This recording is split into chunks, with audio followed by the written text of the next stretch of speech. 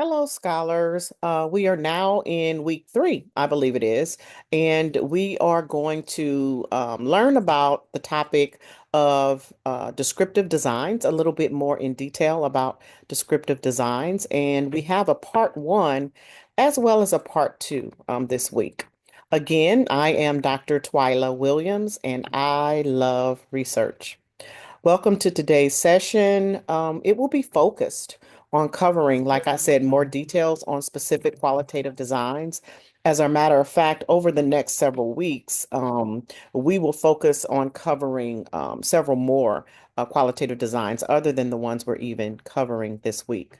The intention of this type of course framework is for you to have the opportunity to obtain enough knowledge on qualitative designs in order to make an educated decision for your own study.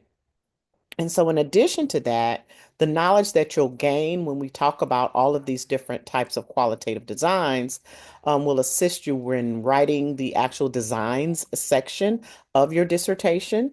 And remember, as I spoke to you about before, when you learn about the different designs, it gives you justification for actually the choice of design that you do actually make. And so, when you can speak to the alternative designs, tell why you did not choose those, it further merits your decision for whatever decision of design you end up coming up with. Okay.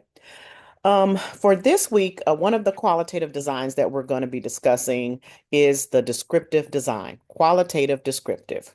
And so the qualitative descriptive design is a very straightforward yet robust approach that's it's useful, for doctoral students conducting qualitative research. This design, it's valuable. It has a valuable approach. It balances rigor with some rich exploration of experiences. So it's a good balance when you're looking at different qualitative designs. Qualitative descriptive design also aims to provide a comprehensive summary of an event, a phenomena, or experience from the perspective of the participants. And I know you've heard me say that many times because qualitative method and design is all about perceptions, descriptions.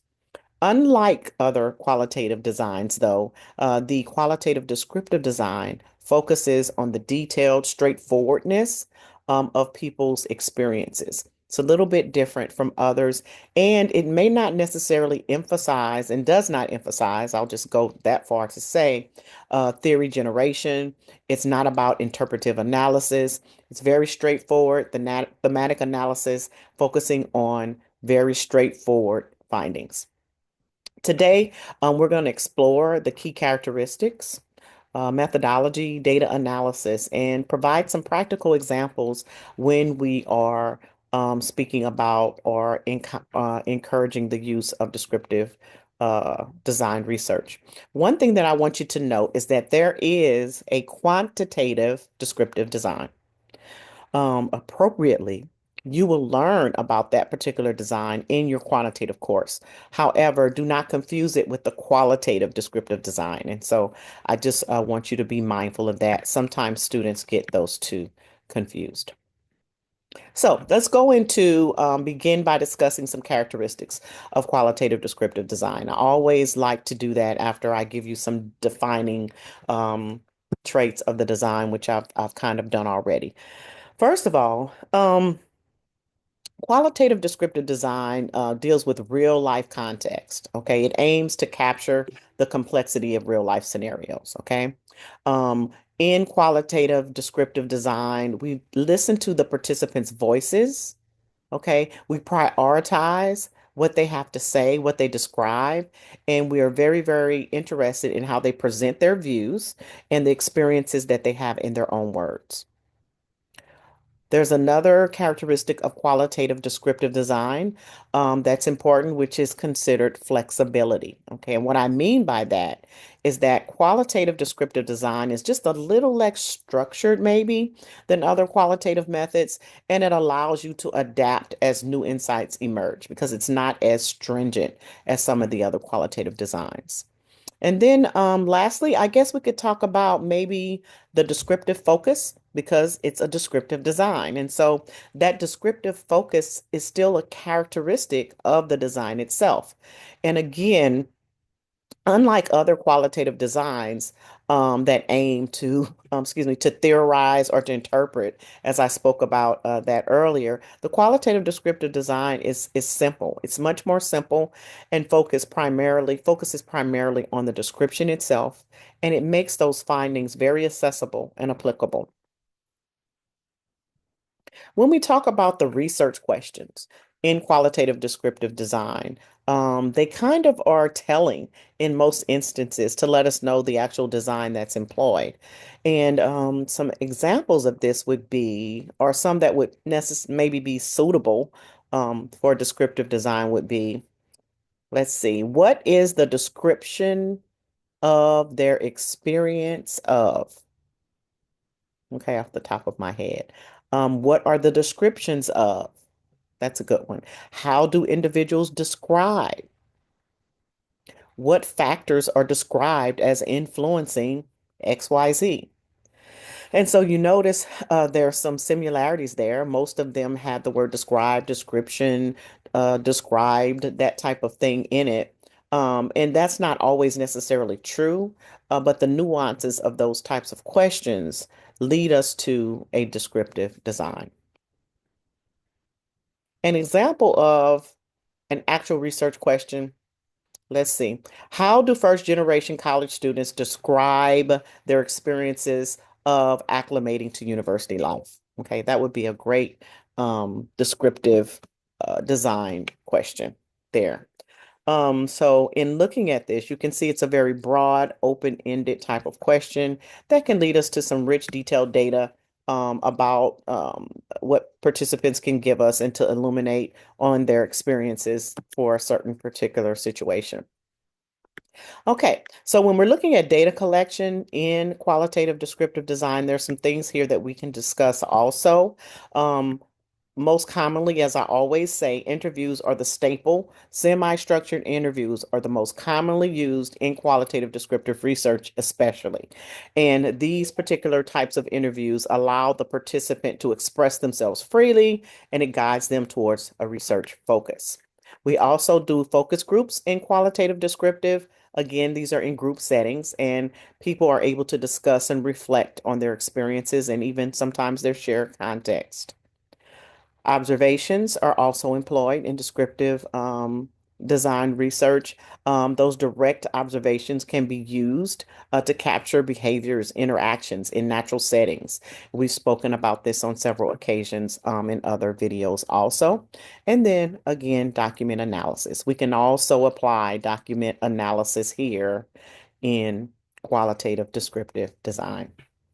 Overall, the data sources that are used in the qualitative descriptive design are characterized as very flexible and allow the participants to express their thoughts and in their own words and leading to the rich descriptive data that we keep circling back to. As far as data analysis is concerned, let's think about that. Um, Data analysis in qualitative descriptive design, it involves several steps. And so let's talk a little bit about that. First of all, we know we always have to transcribe and transcription. And that's what we do when we're doing an interview, focus group. We're transcribing or having things, a video recorded, where we can actually go and write down what's actually said.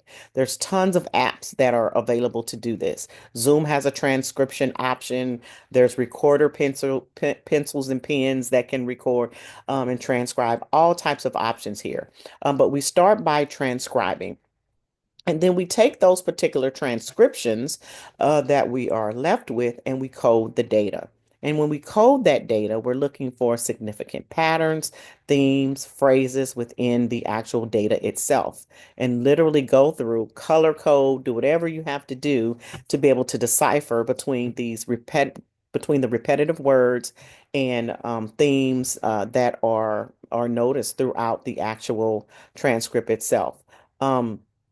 I personally have my students do this by hand first because I think there's a relationship that's built between the researcher and the data itself when we hand code. However, you can do this using software or cross-check your hand coding with software using different assistant apps such as Navivo, Atlas AI, Qualtrics, or even MaxQDA, which is a word counting application. And so there's assist to be able to do this, but nothing, in my opinion, substitutes for hand coding in qualitative research. There's just nothing like it. Also, when we're analyzing data, some things that we can talk about when we're referring to the qualitative descriptive design is that thematic development.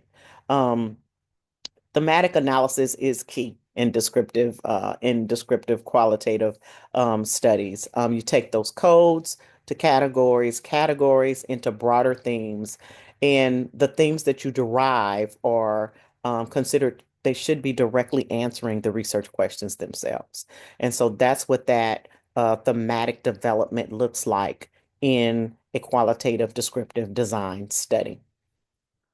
And lastly, description and interpretation. Well, we always will create a comprehensive narrative, describe the findings while allowing the participants' voices to shine through. And one aim is to remain as close to the data as possible without imposing any of your own interpretations. And we talked about that.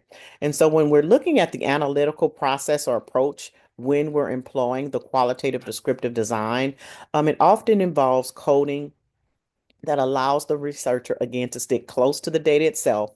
And this way you do not get an embellished portrayal of the findings. It's untouched, it's raw, it's real. And that's what we want in qualitative descriptive research. We can also talk about trustworthiness, and I'm trying to hit on this every time we talk about a design because it's very important to understand where your designs hit on the trustworthiness scale because trustworthiness is such an integral part of qualitative method itself. And picking the design under that umbrella ties us back to that trustworthiness.